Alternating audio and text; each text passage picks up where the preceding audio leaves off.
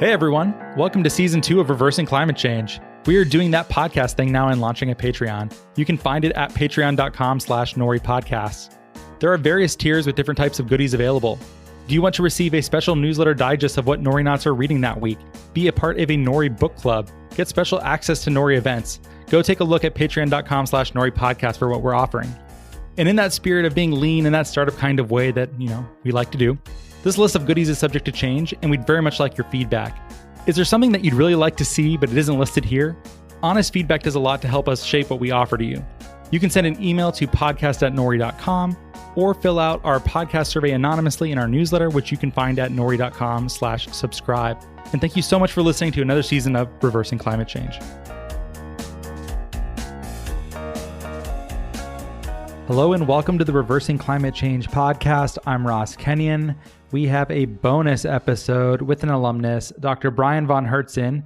You are back on the show, Executive Director of the Climate Foundation and globetrotting for marine permaculture. All over the place, exciting things afoot. And I recently saw you in a movie. I didn't expect to. I was watching 2040 by Damon Gameau. I believe, is that how you say it, Brian? Damon Gameau? Damon Gameau. Yeah. Greetings from Perth. It's great to be here. And we love working with Damon on the 2040 film. That was such a great opportunity to showcase our chance to draw down in the soils and the seas and be able to work towards a healthy climate by 2040. I heard about it through the Drawdown Seattle group. The organizer reached out and said, hey, you want to watch this? We're doing a live screening. I said, sure. And I was wondering ahead of time if any familiar faces would appear. Lo and behold, Brian von Herzen out there on a boat looking like a real nautical professional out there. Very, very cool. So yeah, how did that happen? And what exactly were you doing with Damon? Well, I'm reading this book and podcast right now by Amanda Palmer called The Art of Asking. And this is all about, leaning into the change that the earth needs. And we ask our friends. My friend had a 39-foot Hinckley sailboat, beautiful boat. He spent like 12 years restoring the hull and building the whole thing and getting it out. We got Damon down in Woods Hole, our hometown in Massachusetts. We got out on the sailboat and we shot this. And it was just so much fun to capture that. My partner, Rebecca, got a picture of that sailboat on the front cover of Wooden Sailboat magazine. And it's just one of these classic Hinckley 39s. It was so much fun being part of that. But that's it. It's this sustainable marine culture, permaculture, if you will, that it's where it's at. It's about using renewable energy sources, whether it's marine solar near the equator, wind energy at the higher latitudes, or wave energy when we can, to effectively provide the energy we need to provide deep water irrigation to our kelp forests and our seaweed farms 24 hours a day. And that's what we're testing from the Philippines to Tasmania. Yeah, you're in Australia right now. You just got out of quarantine on arrival? Yeah, we're just getting out of quarantine. We had a half a year in Singapore. We managed to get a visa for Australia, and we're going to set up our international headquarters for the Climate Foundation in Queensland. And we're going to be doing engineering tests with our key partners, Hatch Limited, out of Toronto, Canada. They've got 10,000 professionals working with deployments in 150 countries. And for the second year, they've signed up for a major pro bono initiative to design the marine permaculture at the 100 square meter scale, the 1,000 square meter scale, and the commercial hectare. And we're thrilled to be working with partners like that, and Minter Ellison law firm out of Australia, who's really helped us on permitting, on IP development, and ultimately on building the future that we need to see deployed across the Pacific Ocean to enable regenerating life in the ocean, feeding the billions of people that rely on the ocean for food, and ultimately measuring that carbon export of these regenerative interventions to see how this is part of getting us back to a healthy climate. How much of your choice of Australia is you paying homage to Bill Mollison? Bill is huge. I'm working with Bill and with Dave Holmgren to really lean into permaculture. Dave Holmgren told me that Bill's original inspiration for permaculture was actually from the Tasmanian kelp forests on the east side of Tasmania. It was that connection to the sea and watching the seabirds and the sea life, the seals and the sea lions and the fish all interacting below the water and above the water. That was Bill's original inspiration. And so, I missed meeting Bill by just a few months before he passed away. But this idea that Bill got started with the whole idea of permaculture really from watching the marine ecosystem, and then taking it to the terrestrial forest. But now we've gone full circle and say marine permaculture is critically important to our survival as a species, to regenerate life in the ocean, make sure we've got enough food for billions of people, and ultimately getting our carbon budget back into balance. Someone listening, if you're not familiar with what permaculture is, we've done a couple episodes, one of which is with Brian, that you should definitely listen to get up to speed. But Brian, how would you introduce someone to a concept as broad as permaculture in a little bonus episode like this? Can you help someone get up to speed really quickly about how you're thinking about this? Well, Dave Holmgren has written on the dozen design principles of permaculture, and it's really about living in equilibrium with the forest and sustainably harvesting from that forest to sustain life. But furthermore, to identify the gaps that may exist and to address those gaps as needed to ensure a healthy and thriving ecosystem that can support humans and other animals. I mean, it's really, we are part of nature, and we should not divorce ourselves from nature. That's the root cause of most of the problems. And so by being part of nature, we can live in equilibrium with nature. And what we are doing is taking those 12 permaculture design principles and applying those to the marine environment so that we can have healthy seas and healthy soils that will result in a healthy planet.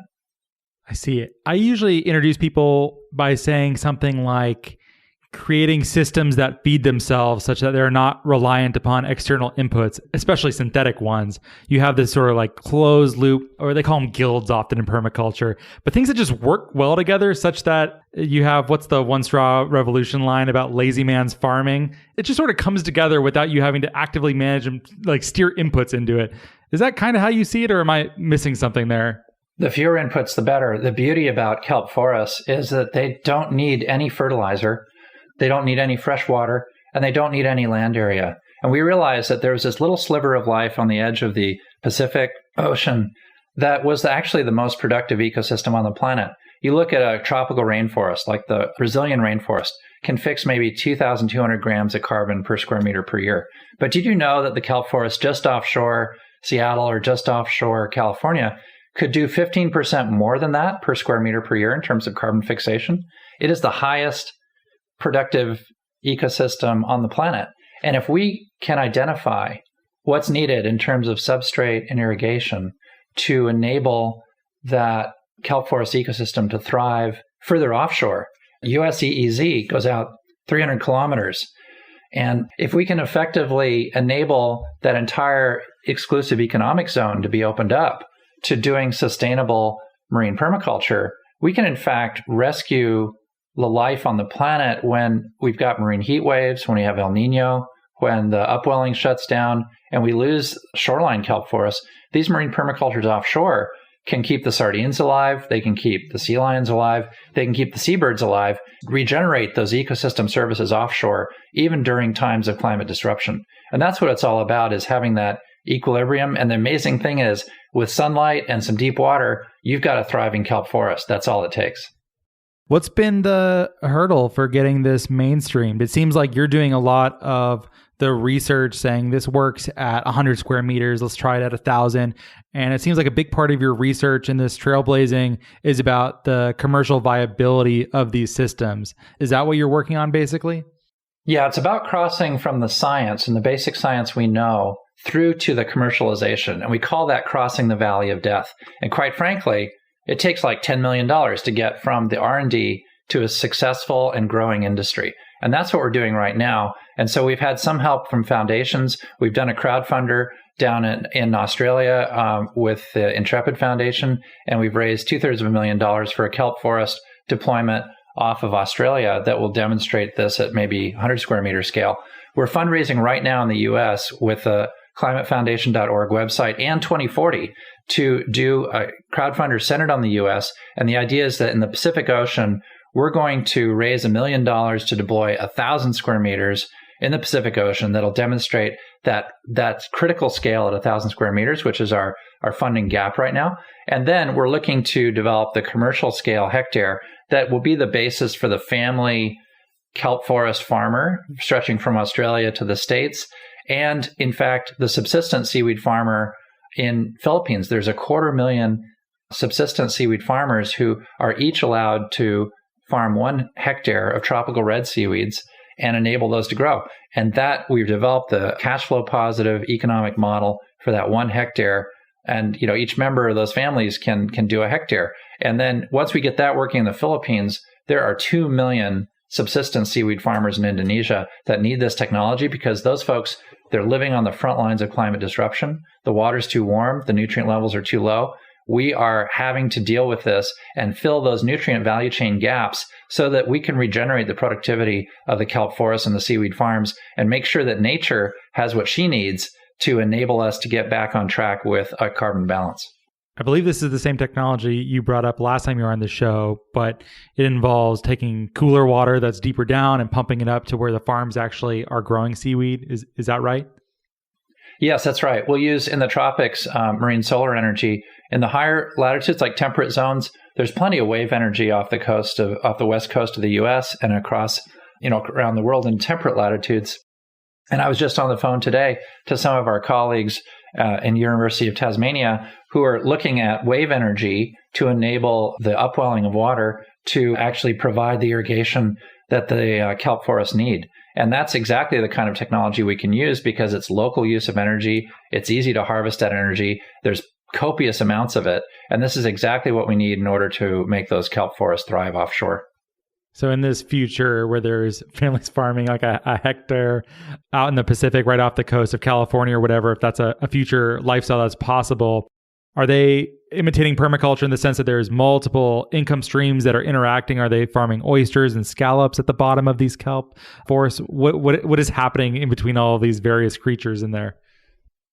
Well, near shore in the harbors and bays, it's eutrophic enough, it has enough nutrients that the kelp forest can have a sustainable harvest and you can have shellfish as well. And they're eating the microalgae. And some of the macroalgae, it turns out. As you go further offshore, we're very enthusiastic about having a sustainable seaweed harvest and a sustainable fish harvest. Each morning I love to eat celery and sardines because that's a great combination, one of my favorites. But we plan to grow 1 trillion sardines that are going to regenerate the base of the food web for the entire oceans. And getting those sardines back, it's all about build it and they will come. Because if we build the kelp forest, we create enough fish habitat that those sardines will live in the kelp forest, be protected by the habitat of the kelp forest, and then will grow to such populations that they'll start spilling out of the kelp forest, and the game fish and the apex predators will get involved, and we'll have this thriving kelp forest of protection around which the sardines will grow and grow. And so this is really the key, is the sardines, the anchovies, the small salmonids. These are the forage fish that will regenerate life in the ocean. I love it. And I also love eating sardines. I'm going to have to try it with celery. I can imagine that taste combo. Seems very good to me. Is the problem here finance or property rights, or is it something more biological in the sense that it's temperature or biochemical, I should say? What is the reason this doesn't already exist? What's blocking it to date? Well, there are 2 gaps we have to address. We have to address nutrient value chain gaps in the ocean when the upwelling fails, when we get the big warm blob coming down from Alaska, when we get the next El Nino. These increasingly frequent climate disruptions disrupt the nutrient value chain that the kelp forest needs in order to thrive. The nitrate, the phosphate, the micronutrients, that's all from upwelling water. We've got to ensure that we can keep that upwelling going. Now, the second gap is a capital formation gap. Right now, it costs $1 million to do, a fraction of a hectare, and probably our first hectare will be 2 or 3 million. But the benefits are we could be looking at $1 million revenue stream when we get this right and get it cost reduced. So that's really the opportunity, is to cover that initial development funding, develop the technology, license it broadly through our Marine Permaculture Alliance, and really build a global network of folks that want to go and build those hectare-sized farms and make them all work. We're developing food, feed, and fertilizer markets that are going to enable this industry to thrive, and that'll fill the economic value chain gap that'll help people do good while doing well. And I think it's building an entire army of these that really is a key. Now, on the regulatory side, today, if you tried to do an acre of kelp on the coast of California, you'd be dealing with 17 state and federal local agencies and federal agencies to try to get a permit, and it could take decades, which is really a long time. But ultimately, we're looking at developing a new model, and that is We register with the U.S. Coast Guard our marine permaculture vessel, which is a barge. It's a ship that's allowed 500 years of admiralty law. And that precedent of 500 years of admiralty law is an incredible precedent to say, this is a ship, it's allowed safe passage. And this safe passage means that we register with the Coast Guard and we're allowed to sail the seven seas. We're allowed to, it has some biofouling on it. It's got a bit more biofouling than the next ship, but qualitatively, it is exactly identical to the ships that sail the seven seas. And these marine permaculture vessels vastly simplify the permission that's needed, basically a Coast Guard registration of a marine vessel to operate at sea. And so those are the regulatory and capital barriers that ultimately can address the nutrient value chain gaps that are happening due to climate disruption.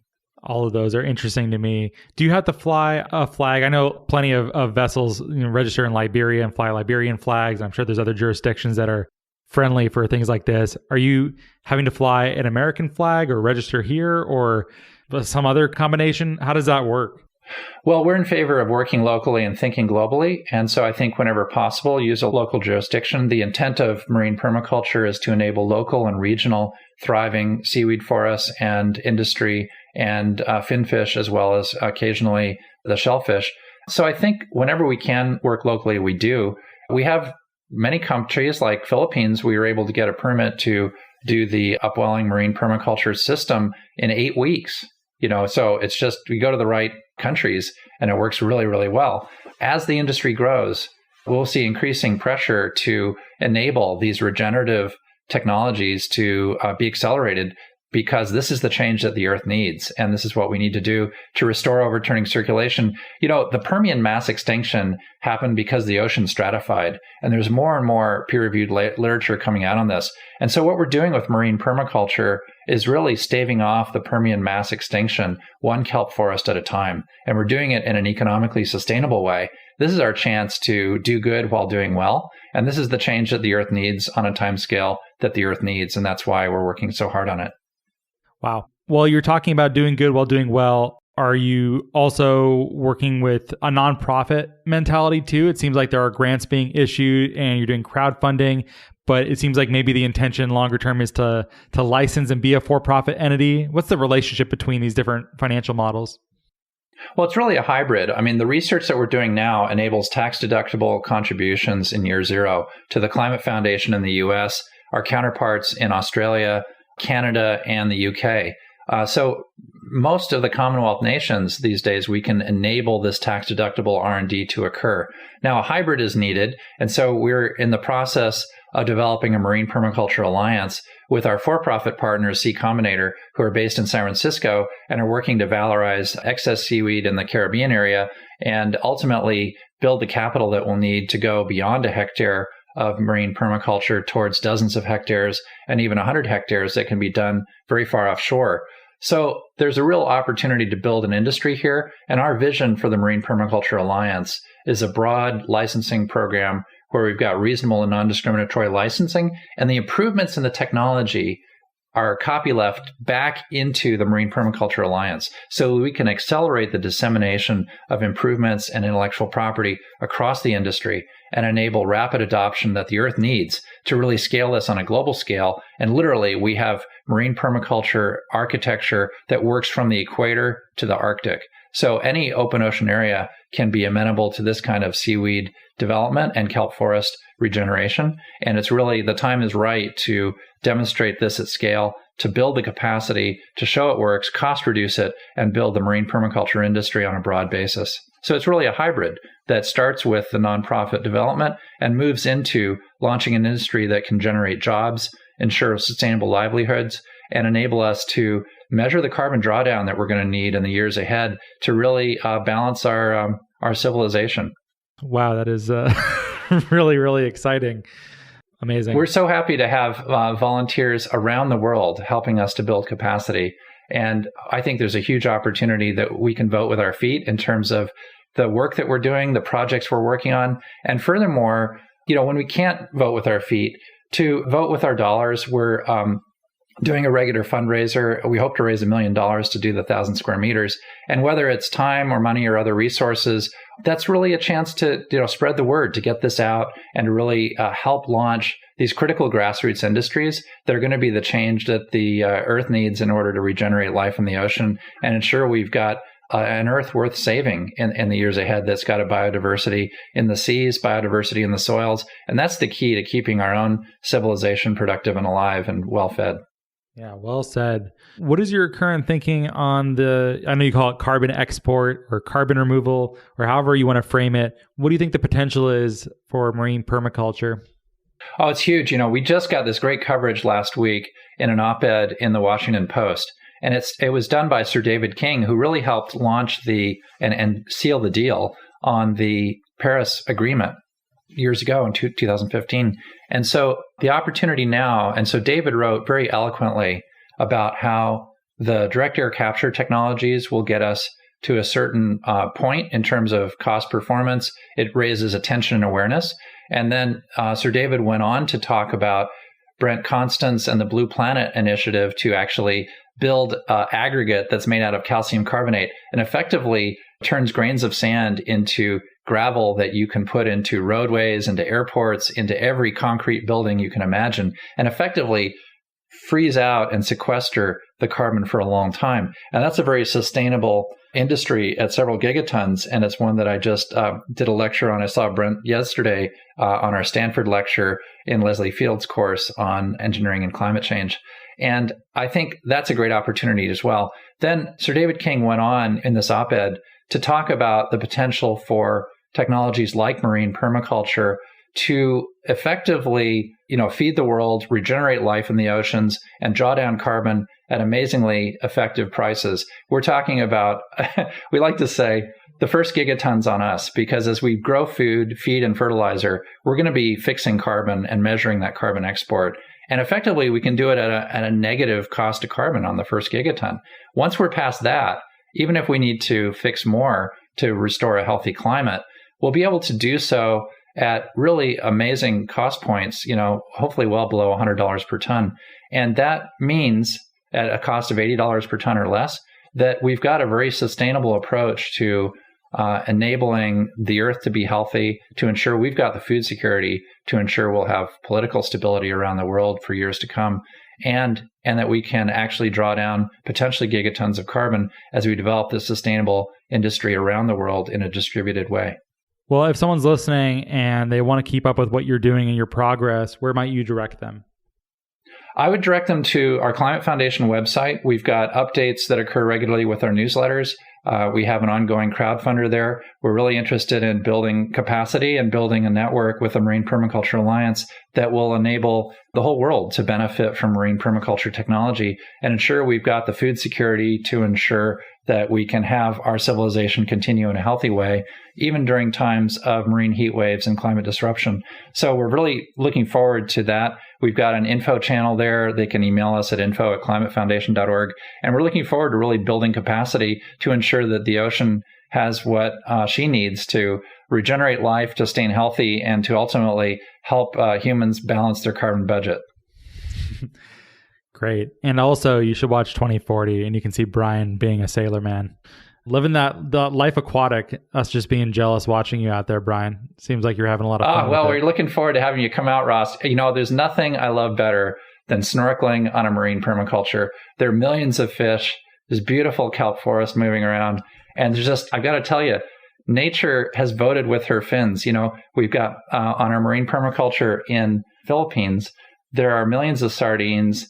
There's these tuna fish. I just got off our phone with our team this morning, and there's like hundreds of tuna fish cruising around, enjoying the abundance that is on the marine permaculture. We've had a family of dolphins spend more than a month with us hanging out. We've got some videos of these dolphins frolicking and jumping into the air. And even this whale shark swam 200 kilometers to hang out with us for 3 days and eat some of the bounty that's coming off the marine permaculture. So nature is voting with her fins. That's got to be the greatest validation. And being able to see that up close, you actually go snorkeling and check this wonderful island of life living in the deep ocean. It's just so heartwarming experience. I look forward to sharing that with so many of your listeners and with you, because it's really a chance to witness up front and close and personal the way that we're able to regenerate life in the ocean. What kind of potential do you think there is for ocean entrepreneurship, for lack of a better term. I'm sure there's people listening who are looking for their next step, and a lot of people are looking at climate tech right now, but I don't see the ocean getting a lot of love. Where should they be looking? Well, it's early days, but I think having that marine engineering experience, getting in the ocean, going snorkeling or swimming or surfing, that's the kind of hands and feet in the water that are really important. And so I think building that comfort with the oceans is great. And as people see films like 2040, inevitably, we fall in love with the ocean, with the kelp forest, with the charismatic megafauna that live there, like the leafy sea dragon and the wonderful lobsters. And there was this octopus film that we just saw, My Octopus Teacher. And it's just like, okay, I'm just going to fall in love with this ecosystem. That's what drives people to be the change that the earth needs. And that's the kind of fulfilling doing good while doing well that I think makes such a huge difference. And so I think it's that connection to the ocean that's really critical. And as we build our capacity and basically grow this industry, we'll have exponential opportunities, I think, to really enable these marine careers to take off. Peter Thiel invested a bunch in seasteading some years ago. And we like to say marine permaculture is the reason for seasteading to exist. In other words, this is the irrigated farming that enables the communities on the sea to thrive. And ultimately, it's all about building the tribe of abundance and moving from the economics of scarcity towards the tribe of abundance, where we have enough to share with ourselves and our neighbors. And that's a completely different mindset. It's a completely different world. And it's really moving from fear to love. And that's what we'd love to see happen one kelp forest at a time. Yeah, that's a lovely sentiment. Well, thanks for being here, Brian. Oh, my pleasure, Ross. It's great to talk with you and catch up again. It's so great to be back on the Nori show and podcast. And we're looking forward to working together towards building that regenerative future that we all need. Oh, absolutely. Definitely on the same team here, and would be happy to have you back on when there's more progress. It sounds like you have a lot of irons in the fire, so maybe it won't be nearly so long next time. Oh, we're looking forward to bringing in regular reports from the Western Pacific, hanging out here during the pandemic, and bringing that technology across the Pacific as soon as it's safe to do so. Terrific. Well, let's do it again. And thanks again, Brian. Oh, thank you, Ross. Take care.